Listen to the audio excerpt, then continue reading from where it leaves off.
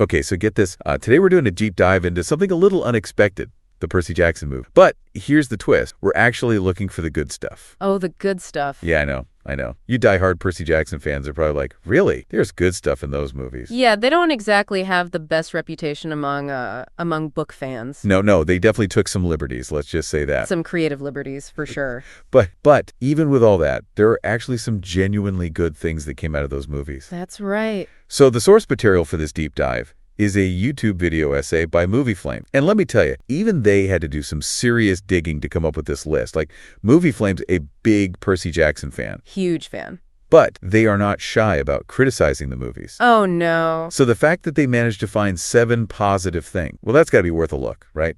Absolutely. It's pretty impressive. And what I find really interesting is that they went into it like with a healthy dose of skepticism. They weren't looking to sugarcoat anything, but they were open to finding the good stuff. Yeah. And that's the spirit we're bringing too. All right, so let's dive into this treasure chest of positivity, shall we? First up, we've got to talk about the big one, the elephant in the room. Those movies, despite all their flaws, brought some massive exposure to Percy Jackson. Yeah, this is probably the most significant good thing. Yeah. I mean, think about it. Without those movies, would we have this resurgence of interest in Percy Jackson like we're seeing today? Right. Would we have this brand new TV series that everyone's so excited about? Yeah. It's debatable, but those movies definitely play a role in introducing a wider audience world. Yeah. If you're out there loving that new show, maybe you should offer up a little nod of thanks to those old movies. Right. They might not have gotten everything right, but they got people talking. They got people curious. Yeah. They sparked something. They planted a seed in a lot of people's minds, a seed that eventually blossomed into this demand for a faithful adaptation. And that's what we're getting now with the... Okay, moving on from the big picture impacts, let's zoom in on something a little more specific. I was honestly really blown away by how those films visualized Percy's dyslexia. Oh, yeah. It was such a clever way to represent something that's often invisible on screen. It's a common trait among demigods in the books, Yeah. But how do you show that visually, right? Right. The movies found a pretty ingenious way to do it. Yeah, they had the letters on screen like move around and jumble up, almost like they were like dancing. And it really gave you a sense of what it might feel like to experience dyslexia. Right, like that struggle to decode the written word. Yeah, exactly. And what's even cooler is that Rick Riordan himself, Oh, wow. the author of the books, actually praised this detail in the screenplay. He did. He said it was a really effective way to bring Percy's dyslexia to life on screen. Yeah, coming from the creator of this world, Yeah. that's high praise. Yeah, it shows that despite some of the, larger creative choices, let's say, Yeah. the filmmakers were paying attention to the detail, especially when it came to representing Percy's character authentically. Absolutely. Yeah. And that's a good reminder that even adaptations that stray from the source material, they can still have these moments of brilliance. Yeah. It's all about finding those little glimmers of understanding, where Yeah. the filmmakers really connected with the heart of the story. Okay, so we talked about exposure, and we talked about that awesome visual representation of dyslexia. Now let's get into something that frankly had me cheering in the theater. Thalia's rebirth at the end of that second film. Oh, yeah. Oh, I was so nervous they were going to mess that up. Right. But they actually nailed it. They did. That scene was surprisingly faithful. Yeah. Like a really faithful adaptation of the book, right down to the cliffhanger ending with Thalia's. Ugh, I know. Yeah, it was a great way to set up the next one, even though, sadly, we never got that resolution on screen. I know. It's like they dangled this delicious piece of cake in front of us and then just snatched it away. I know. But hey, at least we got to see Thalia come back to life. We did, and that scene was so well done, like so emotionally charged. It really captured the gravity of the situation, the sacrifices that were made, and the hope that Thalia's return represented. Like it was a shining example of what those movies could have been if they had consistently maintained that level of quality. Okay, now let's move on to something a little lighter, a little more fun. Remember Gabe, Percy's horrible stepfather? Oh, yeah. Well, the first movie gave us something that the book only hinted at. Sweet, sweet revenge. Oh, that mid-credit scene was glorious. I know. Seeing Sally finally stand up to Gabe and get her payback. Yeah. It was so satisfying. He tries to take all her stuff after she kicks him out, and then bam, he turns to stone because of his own greed. It was perfect. It was such a clever way to tie back to that earlier scene where we learn about the dangers of greed. It was. It was like poetic justice at its finest. And it gave Sally this sense of agency and closure that she didn't quite get in the book. Yeah. It's a great example of how an adaptation can actually enhance the source material by adding something new and meaningful. It really is. Like the filmmakers were like, hey, we know you wanted to see Sally get her revenge, so here's you go. Here it is. It was delivered with such a perfect blend of humor and let's be honest, a little bit of darkness. A little bit of darkness, yeah. Okay, next up, let's talk about some casting choices. Now, I know not everyone loved the casting in these movies, but Movie Flame actually gave props to the actors who played Luke and Chiron. They did. They felt that those two characters, while not perfect representations, came closest to their book counterparts in terms of personality and presence. And I have to agree. Yeah. Especially when it comes to Pierce Brosnan as Chiron in the first film. Oh, Brosnan was perfect. He just oozed that wise mentor energy that Chiron is known for. It's a shame they recast the role for the second movie because Brosnan really nailed it. He did. And it's a testament to the power of casting, really. Yeah. When you get the right actor for the role, it can elevate the whole film. Oh, yeah. You know, even if other aspects of the adaptation are flawed, a strong performance can just ground the character and make them feel real. Speaking of feeling real, can we talk about Camp Half-Blood? Seeing that brought to life on the big screen was such a treat. It was. And they really captured the spirit of the books with their depiction of Camp Half-Blood. Yeah. Like it felt like a place where demigods could truly belong. Yeah. A place of both training and camaraderie. Remember that scene where the campers are attacked by that giant bull? Oh, yeah. I literally jumped in my seat. Yeah. They did such a great job of showcasing the vastness of the camp and the constant sense of danger lurking just beyond the borders. Yeah. That was a great example of how those movies could like effectively blend action and spectacle with those more heartwarming elements of the story. You know, it reminded us that while Camp Half-Blood is this place of refuge, it's also a training ground for heroes, a place where demigods have to constantly be prepared to face their fears and fight for their lives. Okay, get ready for some serious emotions because we are about to talk about Thalia's sacrifice scene in the second film. I have to admit, even though I knew it was coming, I still got choked up watching. Yeah, that scene was definitely a tearjerker. They did such a beautiful job of portraying Thalia's like bravery and her selfless decision to protect her friend. The way she fought those monsters, like with everything she had, knowing she was outnumbered and outmatched, it was heartbreaking, but also incredibly inspiring. Yeah. And the moment of her transformation into the pine tree, that was visually stunning. They really captured the magic and the tragedy of that moment. They did. And I loved how they used Percy's voiceover to explain Zeus's involvement in Thalia's transformation. Oh, yeah. You know, it was a subtle detail that added another layer of depth to the scene. Yeah, it was. And it showed that the filmmakers were paying attention to the mythology. Yeah. Even if they didn't always get it exactly right. Right. They were trying to honor the spirit of the story. And in that moment, they succeeded beautifully. Yeah, they did. So we've covered a lot of ground here. From the overall impact of the movies to those specific moments that really stood out, I have to say I'm actually surprised by how much good we managed to find. Me too. It's a reminder that even adaptations that have their flaws can still offer valuable insights, you know, and moments of genuine brilliance. And in the case of the Percy Jackson movies, those moments might have been overshadowed by those largest. Right. But they're still worth celebrating. Absolutely. And speaking of celebrating, let's take a quick break. But when we come back, we're going to dive even deeper into this idea of exposure and what it really means for fans of the book. So stay tuned. Okay, so we're back and ready to unpack this whole exposure thing a bit more. Because honestly, it's pretty complex, right? Oh, yeah. Yeah, it's a tricky one. Like on the one hand, you have these movies that, let's be real, didn't exactly do the books justice. Right. They strayed quite a bit from the source material. Oh, yeah. Made some questionable changes to the characters, the plot, and they didn't really capture the tone or the spirit of the books. No, not really. Not quite. And I know a lot of like hardcore fans felt like let down, even betrayed by those adaptations. Yeah, that's understandable. Yeah, you know, when you love a book series as much as people love Percy Jackson, seeing it get reinterpreted for the big screen can be rough. Oh, absolutely. It can be a really jarring experience. Yeah. But here's the thing. Those movies, for all their flaws, they reached a massive audience. Like, people who might never have even heard of Percy Jackson were suddenly exposed to this world, you know, of Greek mythology and demigods and monsters. And that's where it gets really interesting. Yeah, right? Yeah, exactly. Because even if those viewers weren't, like, completely satisfied with the movies, right, they might have been intrigued enough to check out the books. Exactly. Like they might have thought, hey, this movie was kind of cool, but something feels maybe the books are better. Yeah. And bam, a whole new generation of Percy Jackson fans is born. It's like, imagine those movies as a gateway drug to the real deal, the books. Okay, yeah. They might not have been the purest form of the substance. Right. But they got people hooked. Yeah.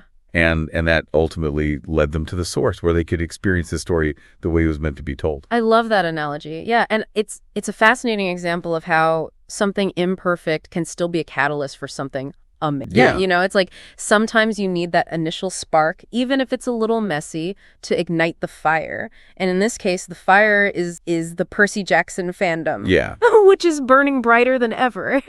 Thanks to the new TV show. And that new show is so good. I know. It's like they took everything fans loved about the books and brought it to life on screen with so much care and attention to detail. And respect for the source material. It's the adaptation we've been waiting for. And honestly, I don't think we would have gotten it without those movies paving the way. That's a really good point. The success of this new TV show is in part a testament to the enduring power of the Percy Jackson story. Right. But it's also a result of the demand that was created by those movies. Yeah. Flawed as they were, they got people talking, they generated buzz, and they ultimately made it clear to studios that there was this huge audience hungry for more Percy Jackson content. So it's kind of a double-edged sword, right? On the one hand, you have these adaptations that didn't quite live up to expectations. Right. But on the other hand, they played a significant role in bringing us to where we are today. Yeah. With this fantastic TV show that's winning over, fans and critics alike. It's a complex issue for sure, and it's something that each fan has to kind of grapple with individually. Yeah. Where do you land on this spectrum of adaptation versus exposure? Yeah. Do you think the benefits outweigh the drawbacks? It's a question with no easy answer. Yeah. No, it's all about personal perspective. Yeah. Some fans might never forgive the movies for what they did to the story. Right. And that's totally valid. Absolutely. Yeah. But others might be able to appreciate the role that they played in bringing Percy Jackson back into the spotlight. Right. And ultimately leading to the creation of the TV show. Exactly. And it's important to acknowledge both sides of the coin, to recognize those valid criticisms of the movies while also acknowledging their unintended but ultimately positive consequence. Okay, so we've tackled the big philosophical question of exposure. Yeah. I want to circle back to some of the smaller details that Movie Flame highlighted in their essay. Okay. Because honestly, there were some genuinely clever and creative choices made in those movies, even amidst all the stuff that didn't quite work. Absolutely. Yeah, it's easy to get caught up in the larger flaws and miss those little nuggets of brilliance. But they're there. Yeah. And they're worth celebrating. For example, that visual representation of Percy's dyslexia we talked about earlier. Yeah. That wasn't just a cool visual effect. Right. It was a really thoughtful way to give the audience a glimpse into Percy's experience. Right. It wasn't just telling us that Percy had dyslexia. It was showing us what it might feel like for him. Yeah. And that's a much more powerful way to connect with a character, right, and understand their struggles. It made Percy's dyslexia feel real, tangible. And it might have even helped some viewers who weren't familiar with dyslexia to gain a better understanding of what it's like to live with that condition. Right. And the fact that Rick Riordan praised that detail. Oh, yeah.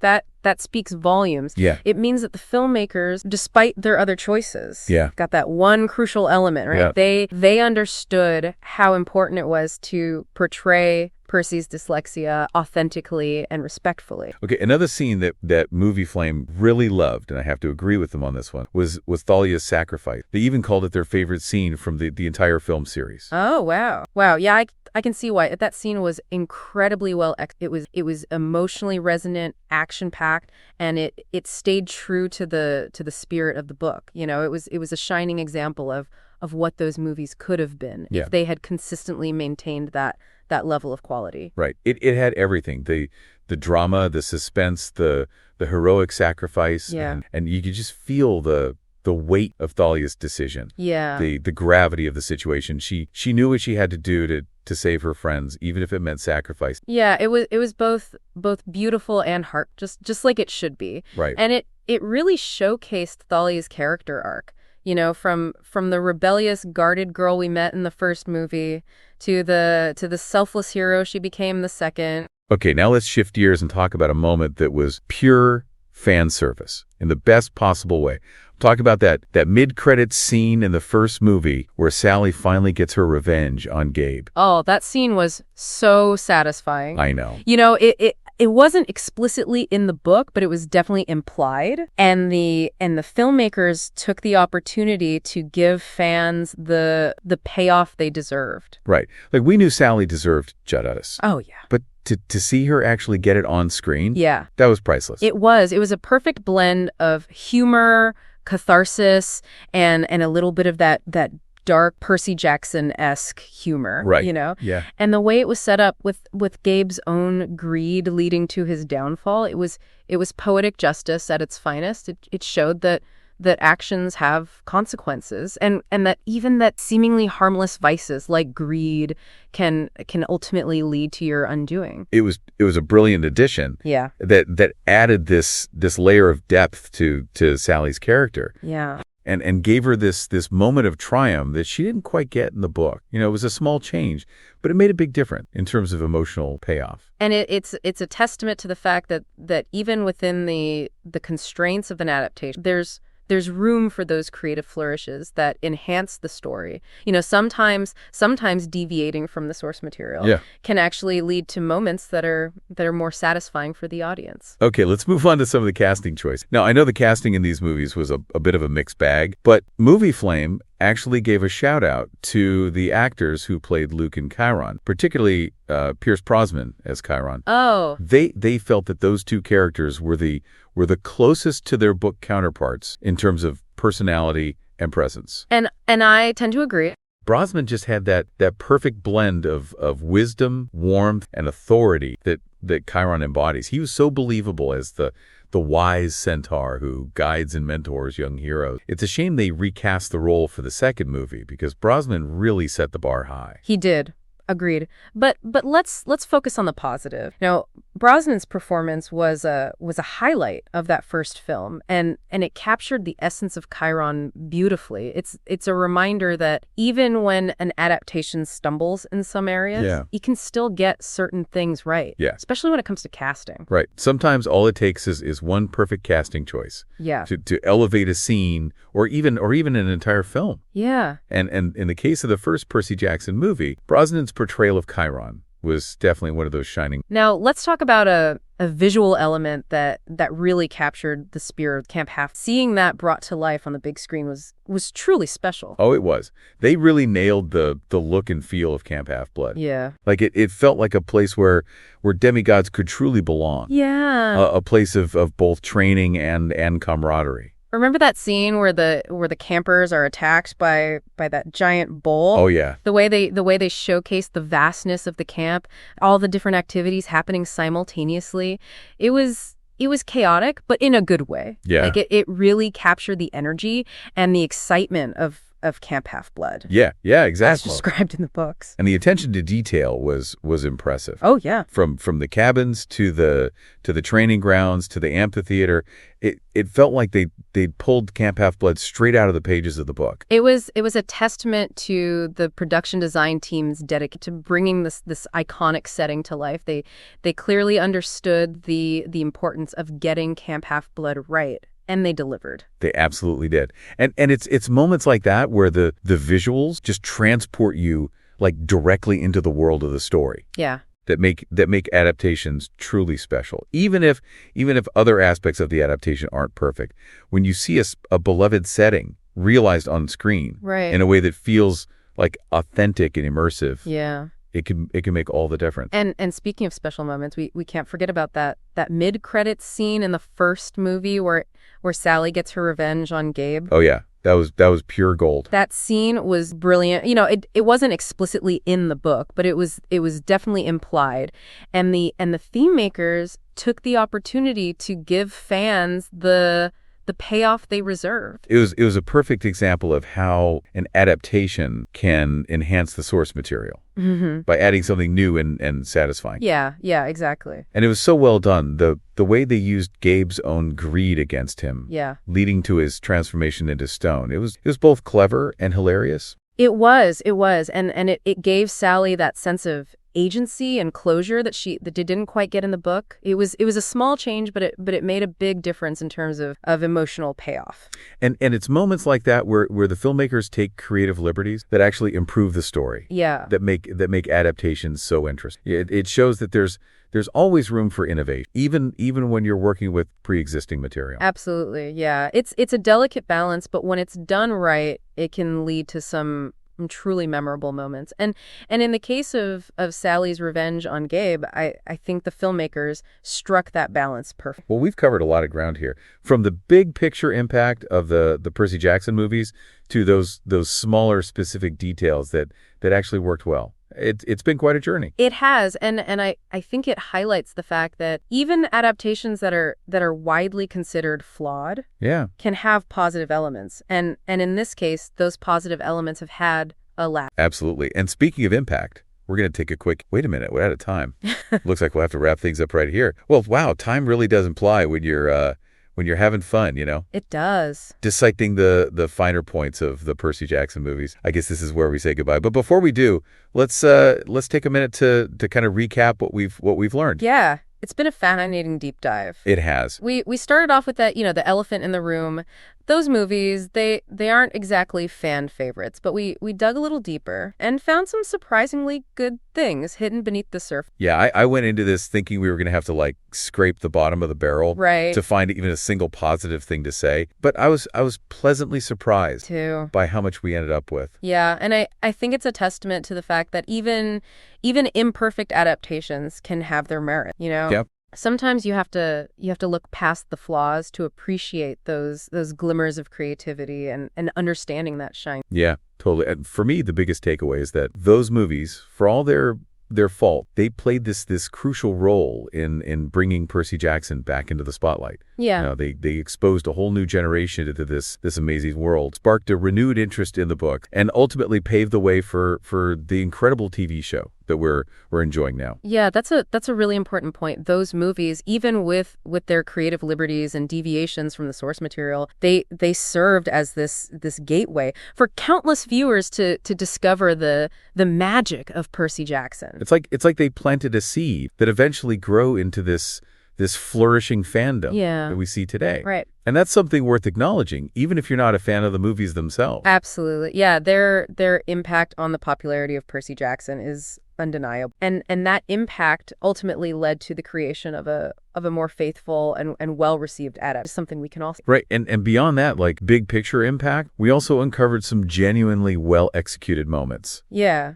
Within the movies themselves, like that visual representation of Percy's dyslexia, Thalia's sacrifice scene, that surprisingly satisfying revenge on Gabe. Right. Those were all highlights that showcased the filmmakers' understanding of the source material and their ability to create impactful moments on screen. Yes, those moments reminded us that even within adaptations that stray from the source material, there can be those sparks of brilliance, those flashes of creativity that capture the essence of the story and resonate with viewers. And I think that's a good note to end on. The Percy Jackson movies might not have been perfect. Right. But they were a stepping stone, a catalyst for something truly special. They reignited the Percy Jackson fandom, introduced this incredible world to a wider audience, and ultimately paved the way for the adaptation we've all been waiting for. So next time you find yourself reminiscing about the Percy Jackson universe, maybe give those movies a little nod of appreciation, and they might have stumbled along the way. Right. But they ultimately helped us get to where we are today. And as you continue your own journey through the world of Percy Jackson, whether it's books, the TV show, or even those sometimes maligned movies, remember to keep an open mind. You might just be surprised by the treasures you discover along the way.